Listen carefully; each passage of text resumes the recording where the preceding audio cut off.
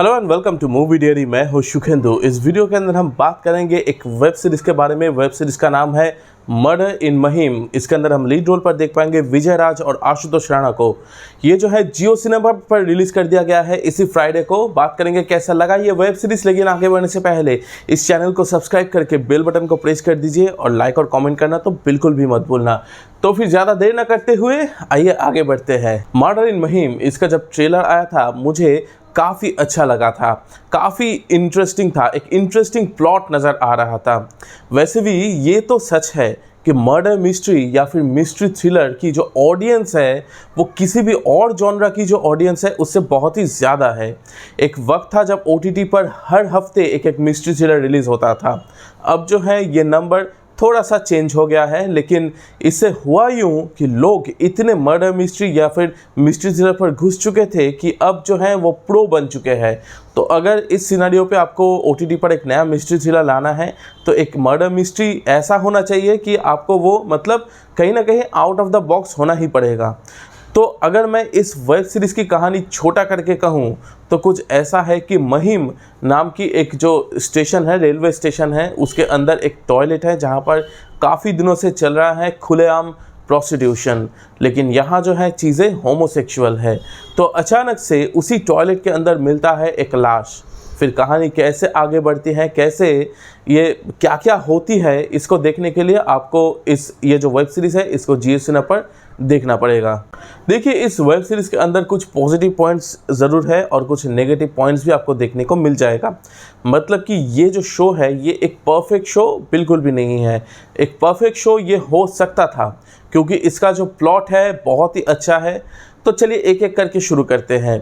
देखिए, इस web series के अंदर दो आपको ऐसे एक्टर्स देखने को मिल जाएगा जिसके परफॉर्मेंस के लिए कोई भी शक नहीं होना चाहिए।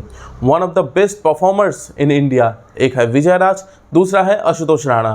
तो आप सोच ही सकते हैं परफॉर्मेंस किस लेवल पर पहुंच सकता है। जी हाँ, शायद मैं पहली बार किसी भी कंटेंट की रिव्यू की शुरुआत परफॉर्मेंस से करूँगा, क्योंकि इन दोनों ने इतना बढ़िया परफॉर्मेंस दिया है कि कई दिनों तक इनके परफॉर्मेंस आपको याद रह जाएगा।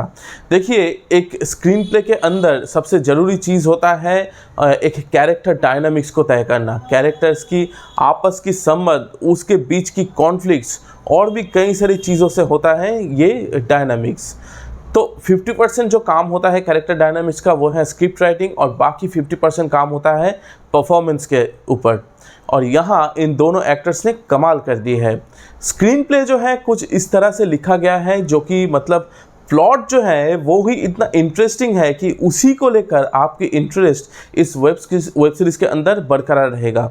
लेकिन प्रॉब्लम ये है कि स्क्रीन प्ले ढीला है। स्क्रीन प्ले आपको जो edge of the seat drama provide करना चाहिए वो बिल्कुल क्रिएट करने में नासफल रहता है।